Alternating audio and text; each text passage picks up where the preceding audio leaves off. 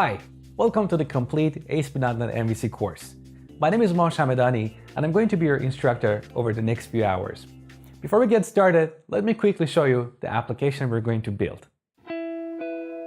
This application is called Vidly, and it's supposed to be used at video rental stores. We have two different roles here, admin and staff member. Let me log in as admin. On the top, we have three links on the navigation bar: New Rental, Customers, and Movies. Let's start with the list of customers. You can see this table has pagination, sorting, and searching. If we delete a customer, we get this Bootstrap dialog box for confirmation. We can also add a new customer. And here we have a business rule. If the customer wants to go on a monthly, quarterly, or annual membership type, they have to be at least 18 years old. Otherwise, we get a validation error. So you see, this application is more than just CRUD. There are some business rules involved. Now let's take a look at the list of movies. It's very similar to the list of customers. But let me show you something. If I log out and log in as a guest or a staff member, and by the way, we can log in with Facebook as well. So with what you learn in this course, you can easily extend this application and add support for Google and Twitter authentication. Let's log in. Now back in the list of movies, I get a read-only view of the list of movies. I cannot add, update, or delete a movie. So these features are only available to admins. Now, with the list of customers and movies in the database, we can add a new rental. So when a customer comes to the counter, we look them up here, and then we add all the movies they're going to rent.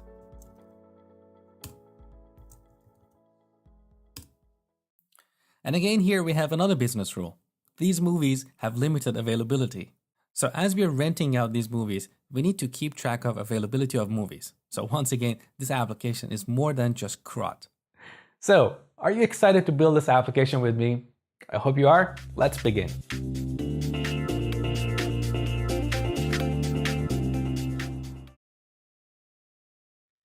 So what is this MVC all about? Well, MVC stands for Model View Controller, and it's one of architectural patterns for implementing user interfaces. Although it was originally developed for desktop applications back in the 1970s, it's been widely adopted as an architecture for web applications. And as a result, many frameworks have been created that enforce this pattern. ASP.NET MVC is one of them. There are many other similar MVC frameworks like Ruby on Rails or Express for Node. In an MVC application, model represents the application data and behavior in terms of its problem domain and independent of the user interface. For example, in our video rental application, our model will consist of classes like movie, customer, rental, transaction, and so on. These classes have properties and methods that purely represent the application state and rules. They are not tied to the user interface, which means you can take these classes and use them in a different kind of app like a desktop or a mobile app. They are plain old CLR objects or POCOs. V in MVC represents the view, and it's the HTML markup that we display to the user. And C is a controller, which is responsible for handling an HTTP request. For example, imagine our application is hosted at vidly.com. When we send a request to vidly.com/movies, a controller will be selected to handle this request. This controller will get all the movies from the database, put them in a view, and return the view to the client or the browser. So with this architecture, you see each component has a distinct responsibility, and this results in better separation of concerns and a more maintainable application. Now, there is one more piece to this architecture, which is not in the acronym MVC, but is nearly always there. It's a router. Earlier, I told you that when a request comes in the application, a controller will be selected for handling that request. Selecting the right controller is the responsibility of a router. A router, based on some rules, knows that the request with the URL/movies should be handled by a class called movies controller. More accurately, it should be handled by one of the methods of this class, because a class can have many different methods. In ASP.NET MVC, we refer to methods of a controller as actions. So it's more accurate to say that an action in a controller is responsible for handling a request. So this was ASP.NET MVC in 3 minutes. Okay, to follow along with this course, first of all, you need Visual Studio 2013 or higher. In this course, I'm using Visual Studio 2013 Community Edition, which is free. Also, I'm going to use a few plugins to increase my productivity and make my development experience more enjoyable. So open up Visual Studio, under Tools, go to Extensions and Updates. On the left side, select Online, and here, search for Visual Studio Productivity Power Tools. So you can see I have installed Productivity Power Tools 2013. This is an extension that brings in a lot of useful features to increase your productivity. Next, search for Web Essentials. Again, you can see I've installed this plugin. In your case, you will see a button to install this plugin. And the last plugin, which is optional, is ReSharper. So you don't necessarily need ReSharper to follow along with this course, but I highly recommend you to download and install it because I'm going to show you lots of time-saving tips and tricks. ReSharper is a commercial plugin and the price is somewhere about $70 to $90 a year. And I highly recommend you to invest this money and add ReSharper to your toolbox because the number of hours you will save per year will save you far more than $90 a year. And by the way, I'm not a ReSharper affiliate. I don't get a penny from promoting this.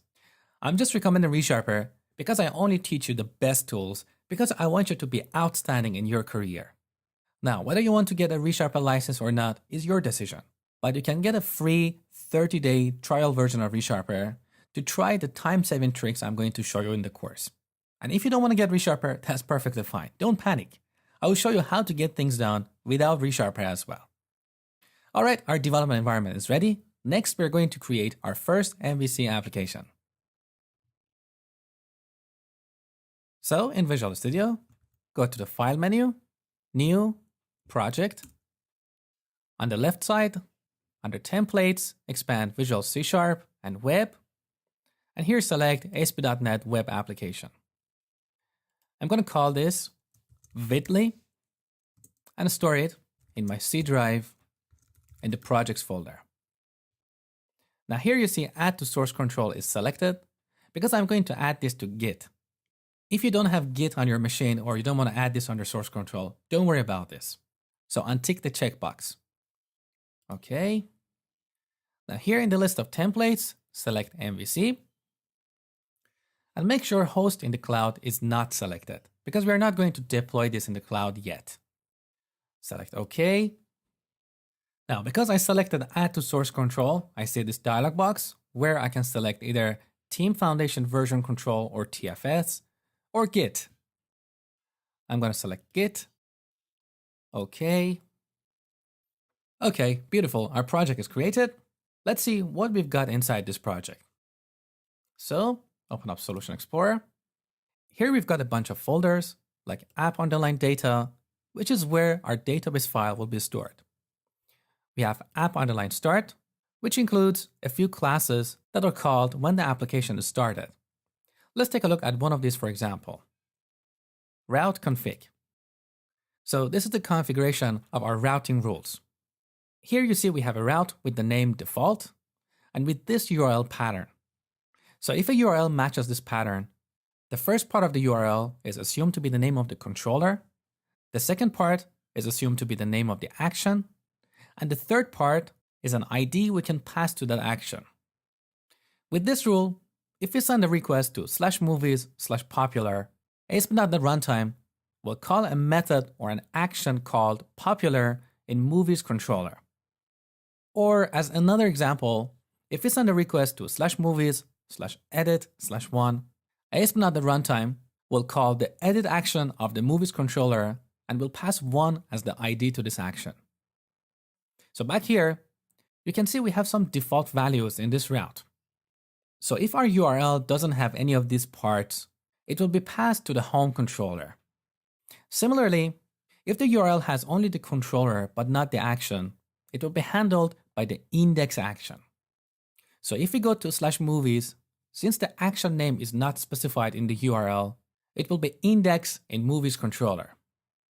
Also, you can see that ID is an optional parameter. Because not every action needs an ID. We only need this when we are working with a specific resource like a movie or a customer with a given ID. We also have this content folder where we store our CSS files, images, and any other client-side assets. Next, we have controllers. And you can see our default project template has 3 controllers. Account, which has actions for sign up, log in, log out. Home, which represents the homepage.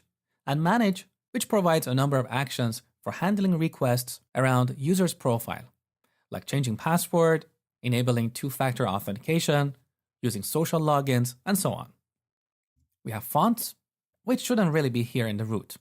I would personally prefer to move this under content folder, but we'll leave that for a later lecture. We have models, so all our domain classes will be here. Next, we have scripts, where we store our JavaScript files.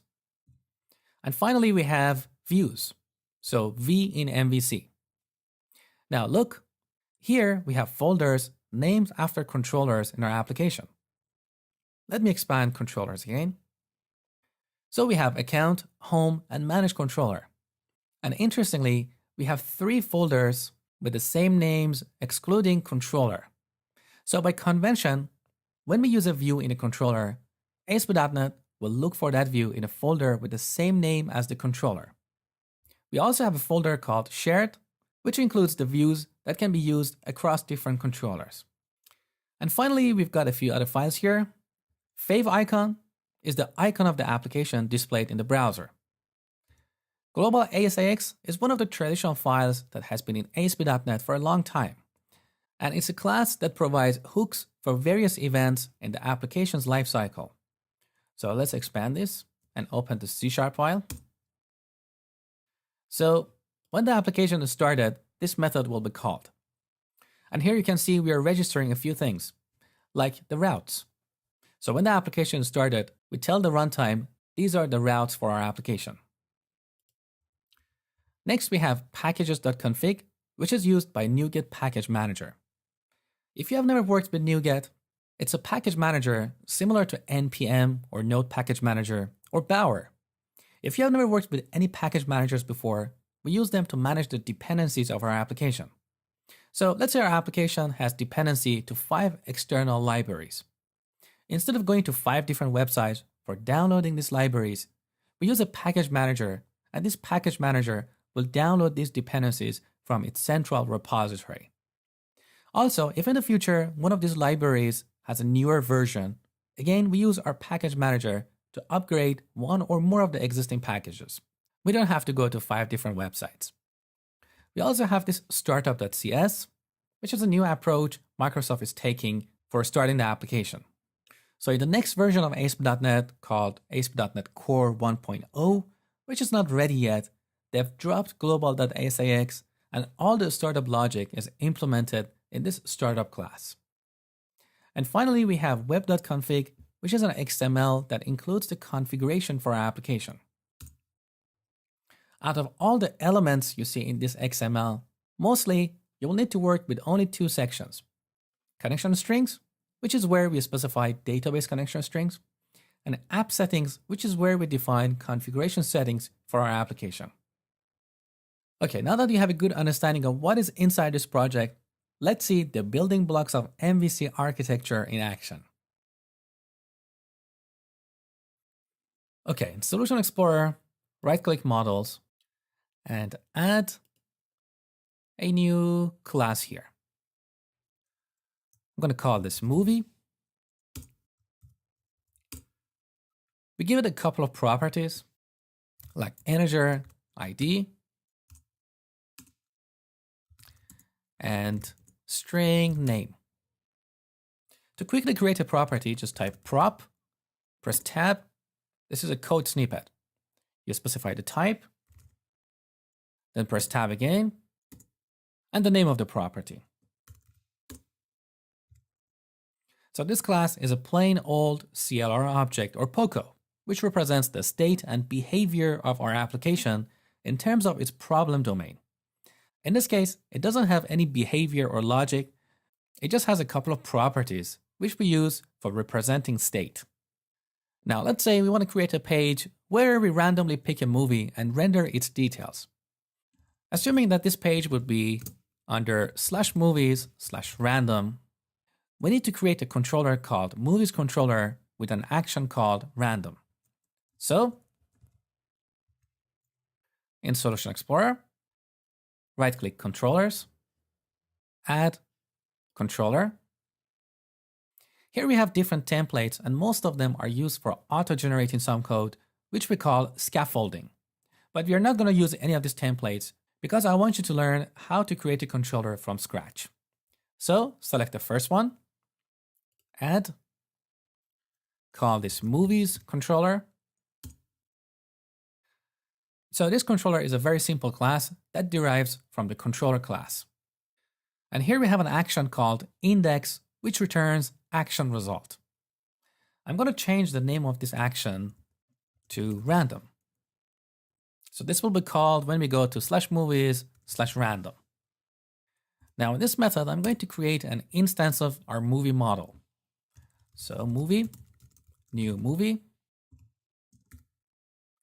Now, because I'm using ReSharper automatically resolve the namespace for this class. If you're not using ReSharper, you need to go on top of this file and manually type using vitly.models. Back here, let's set the name of the movie, Shrek. In a real-world application, we often get a model from a database. But for now, to keep things simple, let's just focus on the core building blocks of MVC apps. Now here you can see that this method is returning a view. And the reason this view is red is because ReSharper is telling me that this view file does not exist in the application. So in the Solution Explorer, under Views, look, inside Movies folder, we don't have a view called Random.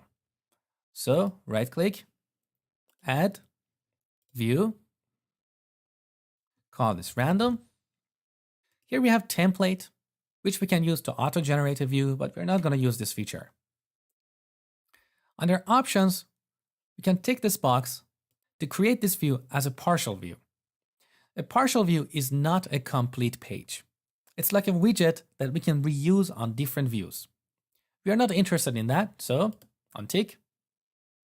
Here we have a checkbox for selecting the layout for this view. A layout is like a template or a master page. We want all the views in our application to have the same look and feel. So let's select the layout. By default, our MVC project has a layout under Views, Shared, called Underline Layout. So select this and add the view. Okay, here you see a mixture of HTML and C# code prefixed with an @ sign. So on the top, we have a block, and inside this block, we are setting two properties. One is viewback.title, which we'll look at later, but basically this is going to be the title of our page shown in the browser. And next, we're setting the layout for this view. After this code block, we have just plain HTML. Now I want to go back to the controller, press Ctrl and Tab. This way we can switch between open tabs. Look, view is no longer red because now we have a view on the disk. Now I want to put this model, movie model, in our view so we can render it. Again, Ctrl Tab to go back to the view. I want to change this heading and render the name of our movie. So we need to write C# code. We start with @ sign and then type model. Every view has this property which gives us access to the model we pass to it in the controller. Now in the IntelliSense, note that the type of this model is dynamic. It's not a movie. So if I use the dot operator, I cannot see the name property of this movie here. So on top of the file, we need to use a directive to specify the type of the model for this view. So @model, and this has to be lowercase. And here we specify the fully qualified name of our model class. So the name of the application, vidly.models.movie. Now, if you're using ReSharper, you don't have to remember this fully qualified name. You can just type movie and press enter. ReSharper automatically resolves the namespace. Okay, back here, now we can type model dot, and look, we've got ID and name properties here. So let's render the name. All right, now let's run the application. Because we are in the random view, and this view is inside the movies folder, if we press Ctrl and F5 now, our browser will take us to /movies/random. So Ctrl F5. Okay, congratulations. So you have seen a model, a view, and a controller in action. Throughout the rest of the course, we'll work on more sophisticated scenarios, but the fundamentals will be very similar to what you have seen in this video. Okay, now let's go to the home page. I don't like this default template that comes with our application. It looks a little bit ugly. So let's find a better template. Our ASP.NET MVC application uses Bootstrap as its front-end CSS framework. So to replace this template, we need to find a Bootstrap template. Head over to bootswatch.com. Here you see a bunch of different templates for Bootstrap. Under Themes, select Lumen. So scroll down. Our navigation bar will look like this. Here we can see the buttons, tables, forms. So nice and clean. Now under Lumen, select bootstrap.css. This is the Bootstrap CSS file, but with modified styles. You need to save this file on the disk, and I would suggest to call it bootstrap-lumen to distinguish from the original Bootstrap file. Then add it in the project under the content folder. So here you see I have both Bootstrap and bootstrap-lumen. Now we need to replace the reference to Bootstrap with bootstrap-lumen. So under app_start, open up bundle config. This is where we define various bundles of client-side assets. For example, we can combine and compress multiple JavaScript or CSS files into a bundle. And this way, we reduce the number of HTTP requests required to get these assets when a page is loaded. And this results in a faster page load. So here you see we have a few bundles, one for jQuery, and inside this bundle, we have the jQuery script. We have another bundle for jQuery validation plugin, and inside this bundle, we have all the files that match this pattern. We have another bundle for Modernizer, one for Bootstrap, and another one for our CSS assets. Inside our CSS bundle, we have Bootstrap and site.css, which includes a few generic styles for our application. Now add -lumen here. Now, because we have modified our C# code, we need to compile it in order to see the changes. So press Ctrl and F5 to compile and run the application again. All right, here's our new homepage with a new look and feel. Now get ready for a quick quiz. I want to test your knowledge about what you have learned in this section.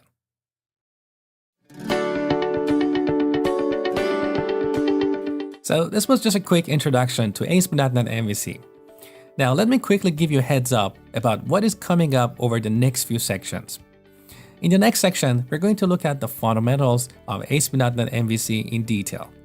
By the end of this section, you will have a good and in-depth understanding of how ASP.NET MVC works.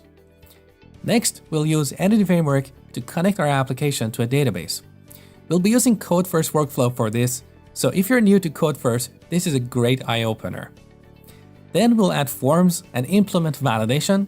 So at this point, you will know how to implement CRUD operations in ASP.NET MVC. Next, we'll look at using ASP.NET Web API to build RESTful services. So I will explain what RESTful convention means and how you can create RESTful services using ASP.NET Web API. Once we build our APIs, we'll shift our focus to client-side development. So we'll use jQuery to consume some of these APIs. In this section, you're going to learn about two very useful jQuery plugins. Next, we'll implement authentication and authorization using ASP.NET Identity Framework. So you will understand exactly how ASP.NET Identity works and how you can customize it for your applications. Next, I will talk about performance optimization. I will introduce you to 3-tier architecture, and for each tier, I will show you how you can optimize the performance of your application in that tier. Then in section 10, we'll put everything together and I will show you a systematic way to build a feature end-to-end. And finally, in the last section, you will learn about building and deployment. So there is a lot to cover, and I will see you in the next section. Well, hello, it's Mosh here, your instructor. I just wanted to let you know that what you have been watching so far is actually picked from my complete ASP.NET MVC 5 course on Udemy. In case you're interested to have the complete course, you can get it with a discount using the link in the video description. And if not, that's perfectly fine. Continue watching as the next section is coming up. Have a great day.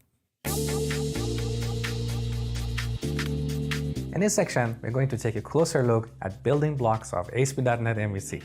And by the end of this section, you will have a much deeper understanding of how this framework works. More specifically, we're going to look at controllers, actions, routing, views, and view models. So let's get started. So in the last section, you noticed that our random action returns action result. This action result is the base class for all action results in ASP.NET MVC. So depending on what an action does, it will return an instance of one of the classes that derive from action result. In our random action, we're calling this view method here, which is just a helper method inherited from the base controller class. This method allows us to quickly create a view result. Alternatively, we can return a view result like this. Return new view result. You can see that it's easier to just call the view method, and this approach is way more common amongst ASP.NET MVC developers. Now you might be asking, why is the return type of this method action result, even though we're actually returning a view result? Well, in case of this action, we could simply set the return type to view result. And this is actually a good practice, especially when it comes to unit testing this action. This way, we'll save ourselves from an extra cast in our unit tests. We'll look at unit testing in the second part of this course. But sometimes it's possible that in an action, we may have different execution paths and return different action results. In that case, we need to set the return type of that action to action result so we can return any of its subtypes. Okay, view result is one of the action results that you work with most of the time. Let's take a look at other types of action results. We have partial view result to return a partial view, content result to return simple text, redirect result to redirect the user to a URL, redirect to route result to redirect to an action instead of a URL, JSON result to return a serialized JSON object, file result to return a file, HTTP not found result to return a not found or 404 error, an empty result which is used when an action doesn't need to return any values, like void. As you can see, for all these types, except empty result, we have a helper method in the base controller class. So let's see some of these in action. Back in the code, I'm going to comment this out. Let's return content, like hello world. Let's run the application with Control and F5. And navigate to /movies/random. So look, we just get plain string content in the response. Another example, let's return HTTP not found. Now build the application with Control-Shift-B. This will compile the application without opening a new tab in the browser. Now press Alt and Tab to switch back to Chrome, and Control R to refresh the page. Okay, look, we got the standard 404 error. Now for empty result, we don't have a helper method. So if you want to create an action that doesn't return anything, you need to return an instance of empty result like this. Return new empty result. Ctrl+Shift+B to build. Alt and Tab. Control R. Okay, look, there's nothing in the response. And the last example. Return redirect to action. Here we specify the name of the action and then the controller. Now sometimes, as we are redirecting the user from one page to another, we need to pass arguments to the target action. To pass arguments, we use an anonymous object as the third argument to this method. So, new anonymous object. Let's say page is 1 and sort by is name. Build. Back to Chrome. Refresh. Okay, look, we got redirected to the home page. And you can see in the browser address bar that the arguments we sent are appearing as part of the query string. So this is pretty much all you need to know about action results. By the way, don't think you need to memorize any of this stuff. For the most part, you'll be using view, HTTP not found, and redirect result. In the last lecture, we looked at action results, which are the output of our actions. Now, let's take a look at action parameters, which are the inputs to our actions. When a request comes in the application, ASP.NET MVC automatically maps request data to parameter values for action methods. So if an action method takes a parameter, the MVC framework looks for a parameter with the same name in the request data. If a parameter with that name exists, the framework will automatically pass the value of that parameter to the target action. This parameter value can be embedded in the URL, it can be in the query string, or in the data posted using a form. So back in the movies controller, I'm going to create a new action. Public action result, edit with a parameter called ID. And here I just want to return simple content. ID equals plus ID. Let's run the application. First we compile with Ctrl+Shift+B, Alt and Tab, back to the browser. I'm going to change the URL to movies/edit/1. This is an example of a parameter embedded in the URL. You can see that it gets automatically mapped by the MVC framework. I can also pass this parameter in the query string. So Ctrl+L, I'm going to change this to ID equals 1. It gets mapped again. But let's see what happens if I rename this parameter to movie ID. To rename, we press F2. So all references are renamed automatically. Movie ID. One more time, build. Back to the browser. Refresh. We got an exception. The parameters dictionary contains a null entry for parameter movie ID. So ASP.NET MVC couldn't find a parameter called movie ID embedded in the URL or in the query string or in the request body passed by form. And that's why we get this exception. Now I can change the query string parameter to movie ID. The error is gone.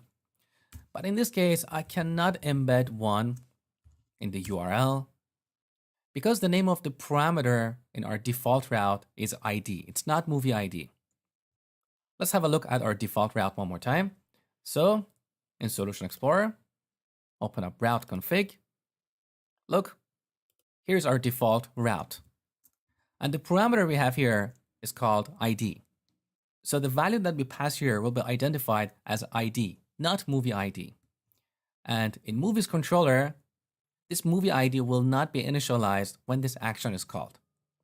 Now let's rename this back to ID. So this is how ASP.NET MVC maps request data to parameters of our actions. We can also use optional parameters in our actions. So let's create a new action, public action result index. So this action will be called when we navigate to movies. Now in this action, imagine we'll return a view with the list of movies in the database. We can add two optional parameters here, page index and string sort by. So if page index is not specified, we display the movies in page 1. And similarly, if sort by is not specified, we sort the movies by their name. Now to make a parameter optional, we should make it nullable. So for page index, I'm going to add a question mark here to make it a nullable integer. And for sort by, we don't have to do anything because the string type in C# is a reference type and it's nullable. Now inside the action, we check to see if these parameters have a value. So if page index has value, I put the not operator here. So if it doesn't have a value, I initialize it to 1. Similarly, if string is null or white space, we pass sort by here. Then we initialize it to name. And finally, for the purpose of our demo, I'm just going to return simple content. So string.format page index equals the first parameter and sort by equals the second parameter. And I pass page index and sort by here. Okay. Now build, Ctrl+Shift+B. Back to the browser. Let's go to movies. So you can see I didn't have to specify any parameters, and by default page index is 1 and sort by is name. I can override this parameter, so I can pass page index, set it to 2, and you can see it's updated here. But sort by is still name. I can override that too, sort by release date. Now it's updated. Now in this case, we cannot embed these parameters in the URL because that would require a custom route that includes 2 parameters.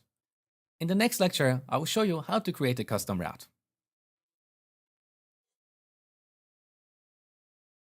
So this default route in our application works for most scenarios, but there are situations where we need a route with multiple parameters. For example, in our video rental app, we may want to have a route like this, where we can get the movies by the release year and month. So let me show you how to create a custom route. In route config class, before our default route, we call routes.map route. The reason you need to add this route before the default route is because the order of these routes matters. You need to define them from the most specific to most generic. Otherwise, a more generic route will be applied to a URL, and that's not what you want. This method has a few overloads. The one we use most of the time is the one that takes 3 parameters: name, URL, and default. So let's give our new route a name. And this name should be unique. So movies by release date. Now let's put this on a new line to keep the code consistent and clean. Next parameter is the URL pattern. So movies/released. Here we need 2 parameters, year and month. And note that I've enclosed these parameters in curly braces. Now, the third argument. We need to specify the defaults. We use an anonymous object for that. So, new anonymous object. Here we set the name of the controller to movies and the action to by release date. That's it. That's how we define a custom route. Now let's create this action. So save, back to movies controller. I show you a quick way to create an action. Type MVC action 4 and press tab. So this is another code snippet. So we call this by release date. This action takes two parameters, year and month. For the month, we could use a byte because the largest number we want here is 12, but it doesn't really matter. Now here, again, I want to return simple content. So year plus slash plus month. Now build, back to the browser. Let's navigate to movies, /released. I'm not specifying any parameters. We got a 404 error because our URL has not matched any of our route patterns. Now let's put the year and the month. So our route parameters are here. We can also add constraints to our route. For example, let's say we want to enforce that the year and month parameters to be 4 and 2 digits respectively. So back in our route definition, we supply another argument to mapRoute method. Again, we use an anonymous object. And here we can use regular expressions to apply constraints. So I want the year to be 4-digit number. So set it to a verbatim string, \d, which represents a digit. And the number in curly braces represents the number of repetitions. The reason I put an @ sign here is because / is an escape character. And if we don't use @ sign here, we'll have to add another \, and this looks a little bit ugly. So undo, that's better. Now similarly, I'm going to set month to a regular expression, \d with 2 digits. Build, back to the browser. Now if I refresh, we got a 404 error, and that's because of our constraint. But if we add a 0 here, everything works. Now let me show you another example. Let's say we want to constrain the year to 2015 and 2016. Now this doesn't quite make sense in the context of listing movies by year, but sometimes you may want to limit the route parameters to a few specific values. Again, we can use a regular expression to apply that constraint. So I'm going to change this to 2015 or 2016. So this is how we define custom routes in ASP NET MVC. In the next lecture, I will show you a cleaner way to create a custom route. Okay, look at this code. Currently, we have only one custom route here. But if you're working on a large application, sooner or later, this file is going to grow with a lot of custom routes, and over time, it becomes a mess. Plus, another issue with this approach is that you have to go back and forth between your actions and custom routes. And the third issue is that if we go back to Movies controller and rename this action to by release here, you can see it's not updated here, and that's because of this magic string. So when we rename a controller or an action, we have to remember to come back here and apply that name change as well. So this code is fragile because of this magic string. In ASP.NET MVC 5, Microsoft introduced a cleaner and better way to create a custom route. Instead of creating the route here, we can apply it using an attribute to the corresponding action. So you might ask, Mosh, why did you teach me the old and poor way of creating custom routes? Because you may be working with an existing code base with convention-based custom routes. So you need to understand how they work. But if you're building a new application or improving an existing one, I would recommend you to use attribute routing. Now let me show you how to define this custom route using an attribute. First, in order to use attribute routing, you need to enable it. So routes.map MVC attribute routes. We call this method. Now let's delete this route. Save. Back to the controller. We apply the route attribute. And here we pass the URL template. So movies /released /year month. Now, to apply a constraint, we add colon, and then we add regex to apply a regular expression. This is like a function that we call. In parentheses, we pass the actual regular expression. So, digit repeated 4 times. Note that this regular expression is not a string. So unlike verbatim strings, we have to repeat this backslash twice. Now with attribute routes, we can also apply other kinds of constraints. For example, I can apply a second constraint to this month parameter. So after regex, colon again, this time I'm going to use range to set a range between 1 and 12. So you see attribute routes are more powerful. We also have a bunch of other constraints like min, max, min length and max length for strings, integer, float, GUID, and so on. You don't have to memorize any of these constraints.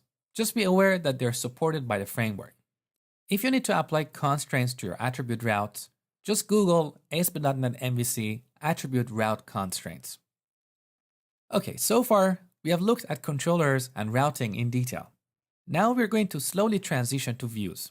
So in the next lecture, I will show you a few different ways to pass data to views. Earlier in the introduction section, we created this action to display a movie. In this action, we passed our model to the view by passing it as an argument to the view method. There are 2 other ways to pass data to views, and that's what I'm going to show you in this lecture. One way is to use the view data dictionary. So every controller has a property called view data, which is of type view data dictionary. So in this example, we can pass our movie to the view like this.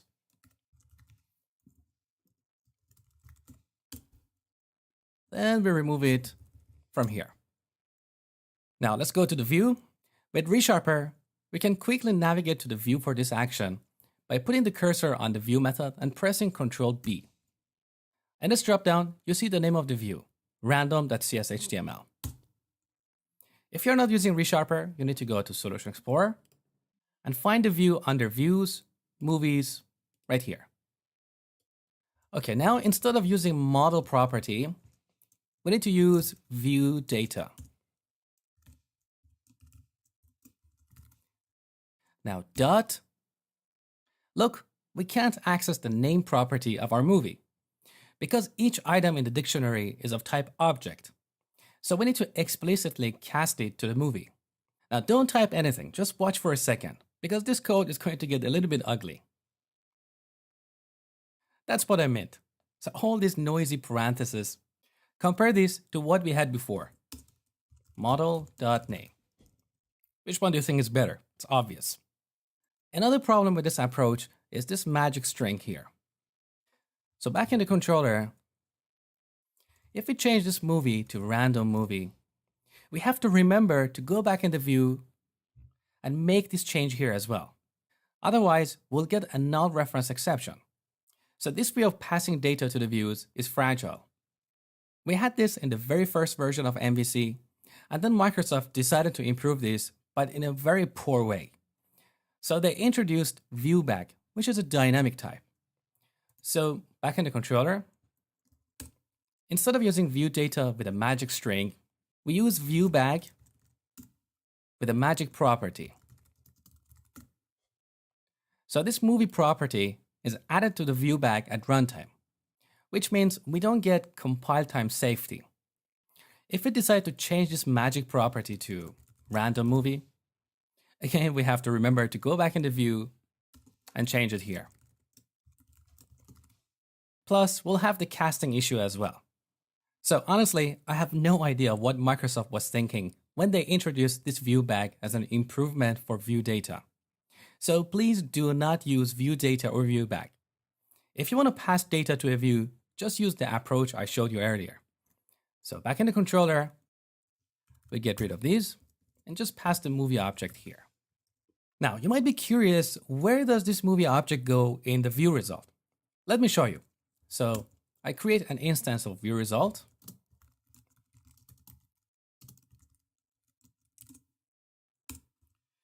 viewResult.viewData.model. So this movie object we pass here will be assigned to this property. This view method here would take care of that, so we don't have to write all this extra code. What I want you to note here is that this view data, it's not a regular dictionary. It's a view data dictionary. So you can either use it as a dictionary with key value pairs or use its model property to work with an object. And that's the preferred way. Next, we're going to look at view models. In our random view, currently we just displayed the name of a movie. But what if we also wanted to display the list of customers who have rented this movie? In our domain model, there may not be a relationship between the movie and customer classes. So we need to pass two different models to this view. One is the movie, the other is the list of customers. But here we have only one model property. So how do we solve this problem? We use a view model. A view model is a model specifically built for a view. It includes any data and rules specific to that view. So let's see a view model in action. First, I'm going to add a customer class to the models folder. Add class, customer. Let's give it a couple of properties. ID and name. Now, we use this models folder purely for our domain classes, like movie, customer, and so on. We put view models in a separate folder. So let's create a new folder. Add new folder, view models. And then we add a new class here. Random movie view model. So as a convention, we use the view model suffix. This class needs two properties. One is the movie. Note that as I type the movie here, ReSharper automatically added this namespace here. The other property is a list of customers. Now let's go back to our controller. In the random action, I'm going to quickly create a list of customers.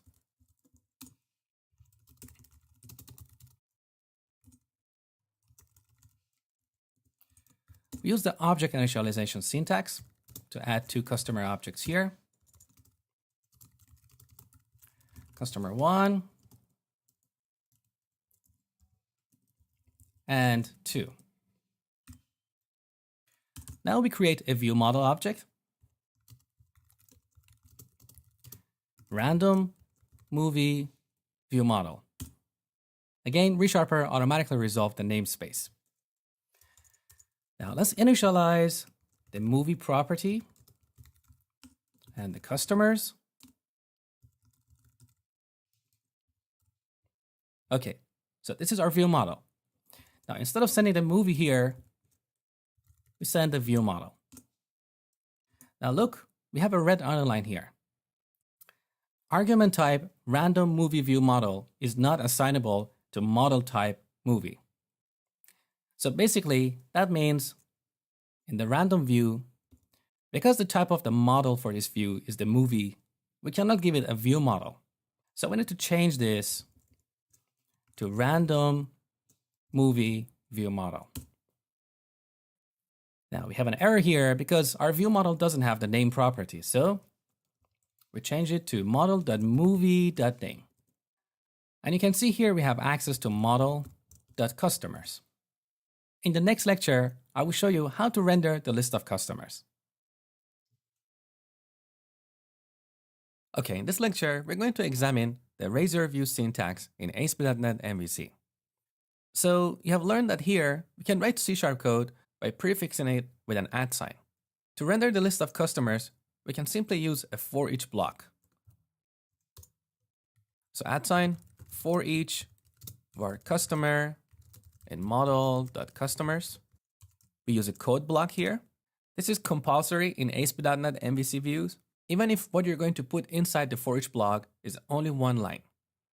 Now here, inside this block, we can either continue writing C# code, like using an if statement, or we can write HTML.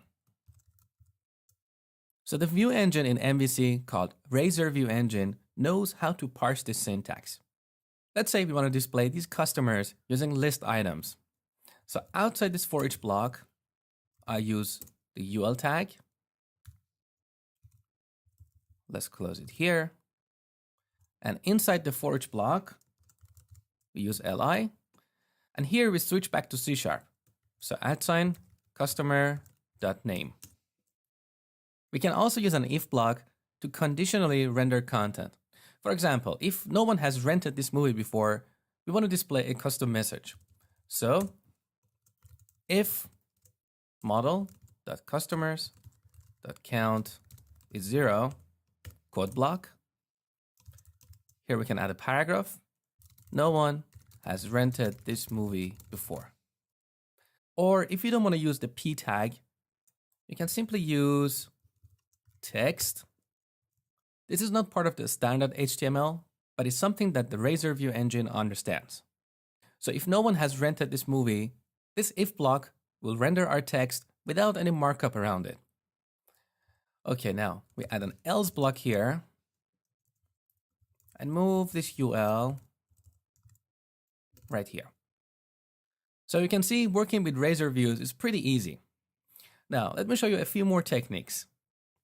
Let's say here in H2, you want to conditionally add a class popular if the movie has been rented by at least 5 customers. Otherwise, we don't want to have this class here. How do we do that? First, we use a code block. So @ code block. Here we can write any C# code. So I'm going to declare a variable, call it class name, and initialize it like this. If model.customers.count is greater than 5, it should be popular. Otherwise, it should be null. Now here, we can render class name. With this code, if class name is null, this class attribute will not be rendered in the final HTML. It will be added only if class name is popular. So let's try it. Run the application with Control F5. Okay, right-click the heading, inspect. Look, we don't have the class attribute because currently we have only 2 customers. Now let's go back to the view. I'm going to change this condition to greater than 0. Save. Now we don't have to recompile the application because this is just a view. So we can switch back to the browser, refresh. Now look at the heading. We have the class popular. So this is how you render classes dynamically. By the way, this technique is not limited to classes. You can use this technique to render any attributes dynamically. And one last tip. You can add comments in your Razor views using this syntax. @ star, star, @. And we can make it multiple lines. This is a comment on multiple lines.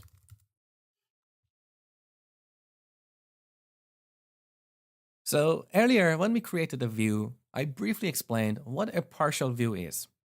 In this video, we're going to take a closer look at partial views. So in Solution Explorer, open up Views, Shared, Layout. This is the Bootstrap template that defines the overall look and feel of our website. So we've got the standard HTML head and body sections. Inside the body, we've got a div that represents our navigation bar. Let's collapse this, hold down Control, and press M twice. Below this nav bar, we have a container for our pages. Note this call to render body method. So what we put in our views will be placed here when the view is rendered. And you can see below that we've got a horizontal line and a footer. Now, I told you that a partial view is like a small view that we can reuse on different views. But partial views are not necessarily for reusing markup. Sometimes we can use them to break down a large view into smaller, more maintainable partial views. For example, let me expand this navigation bar element again, you can see that we have a fair amount of markup on this view. While this is not terribly bad, we can improve the maintainability of this layout by extracting the part that represents the navigation bar into a partial view. So let's do that. Back in Solution Explorer, right-click Shared, Add, View. By convention, we prefix partial view names with an underscore. So let's call this underscore navbar. We need to tick this checkbox here. Create as a partial view. This way, this view will not have a layout. Okay, now Control Tab to get back to the layout. Scroll up a little bit. So here's our navbar element again. Put the cursor on this element, hold down the Control, and press M twice. Okay, collapsed. Control X to cut. Back to navigation bar. Paste it here. Now we can see in this partial view, we only have the navigation bar, nothing else. So next time we want to change something on our navigation bar, we can simply jump to this partial view. We don't have to scroll up and down in the main layout. Save. Now back to the layout. So here's the content area of our pages. The navigation bar was above that. So here we need to render that partial view. We use @HTML. This is a property of our views, which is of type HTML helper. So it's a class that provides a number of useful methods to work with HTML. We're going to use the partial method. Here we pass the name of our partial view, underline navbar. That's it. That's how we use a partial view on another view. Now, optionally, we can pass a model to this partial view as the second argument of this partial method. Now, in this case, we don't have a model in our layout, but let me temporarily just declare a model for demonstration. So on top of this view, I'm going to add the model directive. And let's set this to random movie view model.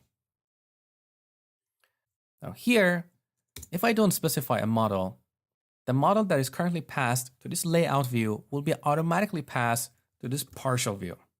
But let's say this navbar expects a movie, not the entire random movie view model. Then we can supply a model as a second argument. So model.movie. Okay, we've covered a lot of ground about various components of ASP.NET MVC. So in the next lecture, you will get a cheat sheet to quickly overview the materials in this section. And then I'm going to give you an exercise to put what you have learned in action. Okay, I want you to use what you have learned in this section and implement a few simple features in our Vidly app. So you can see here on the navigation bar, I have changed the application name to Vidly. And now we have only two links, customers and movies. In the customers page, we have a table with the list of customers, and currently we have only 2 customers. Now, these customers are not coming from a database. I've just hard-coded them in my action. For this exercise, don't worry about the database. In the next section, we're going to use the Entity Framework to generate a database for our application. Now, back here in the list of customers, if I click on John Smith, I go to a new page at this address. Customers/details/1, which is the ID of that customer. If I change this to 2, you see Mary Williams. But if I change this to 3, we get a standard 404 error page because we don't have a customer with that ID. Now in the future, we can replace this boring standard page with a custom design, but for now, don't worry about it. What I want you to do as part of this exercise is to cater for various situations, like when we have a customer versus when we don't have a customer. Now let's go back. In the list of customers, if we don't have a customer, we should see a message like, we don't currently have any customers. So let me temporarily go back to my action and comment out the code that generates this list. And then refresh the page. Look, this is what I was talking about. So when implementing this view, cater for these scenarios. The list of movies is very similar. Currently we have 2 hard-coded movies, Shrek and WALL-E. And there's no link under these movies. If you want, you can add them, but it's going to be exactly like the exercise for customers. So go ahead and use what you have learned in this section to make these changes. And by the way, before you get started, look at the PDF I've attached to this lecture. There are additional materials in that PDF that you need to read in order to do this exercise. Now, if you want to see my solution, you can simply head over to github.com/mosh-hamedani. Here you see I have a repository created for this course, Whitley-MVC-5. Here we can get the latest source code or one of the previous versions of the application. You can see currently I have 8 commits. So let's take a look. So as I'm recording these lectures and modifying this application, I make small changes to the code and commit it to the repository. For example, you can see in the previous lecture, I extracted the navigation bar into a partial view. Let's take a look at this commit. I'm going to change the view mode to split because it's easier to see the before and after changes. So we can see in layout.cshtml, on the left side, this is what we had, and on the right side, this is what we currently have. So the red lines were removed and the green lines were added. You can see that I removed this div, which was our navigation bar, and replaced it with html.partial method. Let's scroll down. Here is another file, navbar.cshtml, which is a new file because previously we had nothing here, and now we've got all this markup for the navigation bar. So you can see I've got another commit here, solution, section 2 exercise, display the list of customers and movies. So throughout this course, as you do your exercises, you can always come back here and look at my solution. And by the way, when required, I always add comments to my solution so you know why I did something in a certain way. So be sure to read these comments. Alright, in this module, you learned the fundamentals of ASP.NET MVC. More specifically, you learned about action results, action parameters, convention-based routing, attribute routing, and razor views. In the next section, we're going to use Entity Framework and connect our application to a database. So I will see you in the next section. Well, if you made it this far, you seem to be very enthusiastic about learning ASP.NET MVC 5. And I highly recommend you to take my complete ASP.NET MVC 5 course on Udemy. This course contains 7.5 hours of content in terms of high quality video and audio, along with lots of exercises and real-world examples.